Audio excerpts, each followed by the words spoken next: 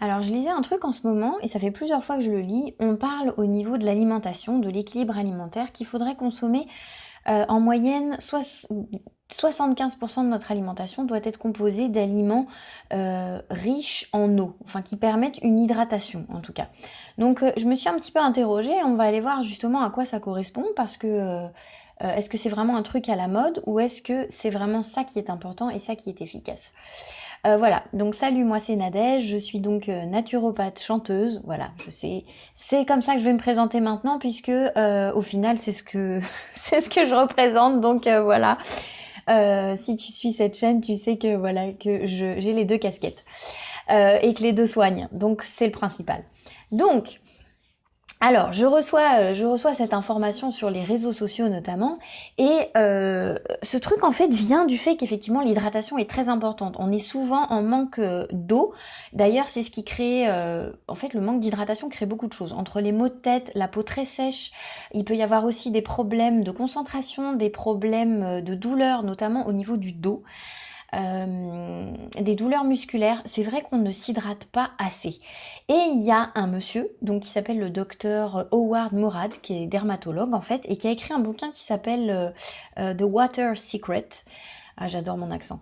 Et en fait, il explique que effectivement, la vraie hydratation, ce n'est pas le fait de boire de l'eau, mais c'est le fait de manger de l'eau. C'est-à-dire qu'en consommant des aliments qui contiennent de l'eau, eh bien, nous allons pouvoir avoir une meilleure hydratation, puisque le fait de boire de l'eau n'est pas en fait la vraie hydratation, ce n'est pas ce que notre corps c'est pas l'eau qui va passer dans notre corps, c'est surtout l'eau qui va être retenue au niveau de notre corps. Donc, lorsqu'on consomme de l'eau qui est contenue dans les aliments, en plus de tous les meilleurs nutriments qu'ils contiennent, donc on va avoir une meilleure hydratation, une hydratation optimale, on va retenir l'eau. Donc c'est en mangeant que l'eau serait la plus efficace plutôt que de la boire. Donc il faut manger de l'eau. Alors, je vais vous dire un petit peu ce qu'il explique. Il met donc l'hydratation réelle est celle que le corps retient et non l'eau qui ne fait que passer. Donc quand nous mangeons des aliments riches en eau, nous absorbons l'eau plus lentement car elle est emprisonnée dans les structures mêmes de ces aliments.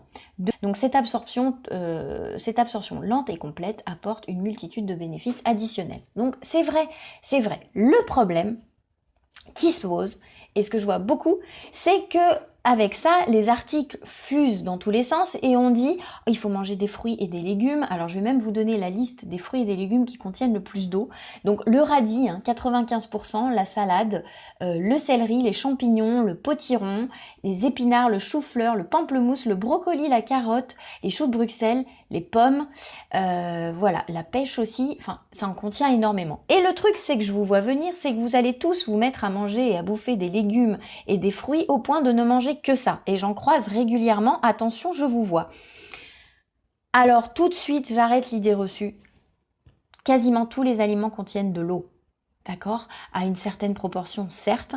Le problème, c'est que si vous vous arrêtez, vous mettez qu'à bouffer des légumes et de l'eau, je dis bouffer parce qu'il y en a qui en mangent des quantités astronomiques, et souvent ce qui se passe, c'est quand on mange trop de fruits, trop de légumes, il y a une dilatation des poches digestives, et donc on rentre dans la malnutrition, puisque souvent il y a, par excès de minéraux, il y a souvent des diarrhées chroniques. Comme il y a une dilatation des poches digestives, bah du coup, on perd les vitamines, les minéraux. Il y a une faiblesse aussi qui va se faire parce que on remplit son estomac avec trop de fibres, souvent d'ailleurs, et trop de minéraux. Et en plus de ça, c'est que du coup, c'est au détriment d'autres aliments qui vont être très importants, comme les protéines, et notamment les protéines animales. Donc j'en parle souvent sur cette chaîne. Je ne parle pas que de la viande, je parle aussi des œufs, des fruits de mer, du poisson, du fromage. Donc ces aliments contiennent aussi de l'eau. La viande contient en moyenne entre 65-70% d'eau. D'accord? Donc il y a aussi de l'eau là-dedans. Dans les céréales, certes, il y en a moins, il y en a beaucoup moins. Je crois qu'on est de l'ordre de, je voudrais pas dire de bêtises, mais à peu près 12%. Donc on a quand même de l'eau dans ces aliments. Donc attention de ne pas surconsommer non plus des fruits et des légumes, il en faut bien évidemment, ne serait-ce que pour les nutriments qu'ils contiennent. Ils sont très très importants, mais on n'est pas encore une fois des plantes, donc arrêtons de manger à chaque fois que du végétal, que du végétal. Donc rassurez-vous aussi, donc si on devait consommer une alimentation riche à 75% d'aliments qui contiennent de l'eau, eh bien effectivement en mangeant aussi des protéines, de la viande, du poisson, des œufs, des fruits de mer, plus des fruits, plus des légumes, plus un petit peu de céréales complètes évidemment, éviter tout ce qui est blanc, hein, ça j'en ai déjà parlé suffisamment aussi. Là, on est sur des produits qui contiennent de l'eau, donc vous avez votre apport en hydratation qui va être quand même résolu. Donc pas de panique, on ne s'affole pas surtout par rapport à ça. On ne fait pas d'excès, comme tout, c'est l'équilibre. Donc à ce propos, vous avez toujours, j'en parle encore de ma formation, qui est une des formations phares en fait que j'ai, qui s'appelle J'alimente ma santé.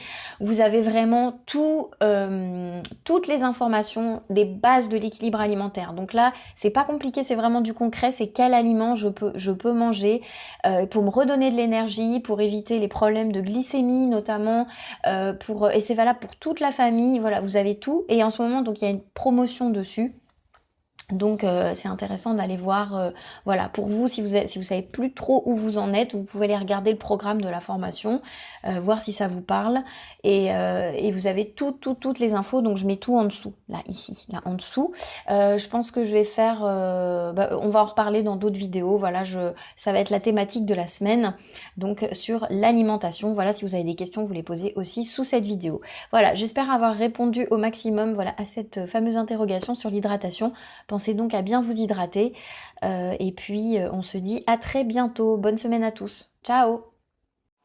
Non, non, je suis désolée. Le chocolat ne contient pas d'eau, par contre. Ouais. Ah, je sais, ça, c'est un peu embêtant. Mais bon, ça fait partie des 25% qui restent qu'on peut consommer dans l'alimentation. Voilà. C'est pas mal?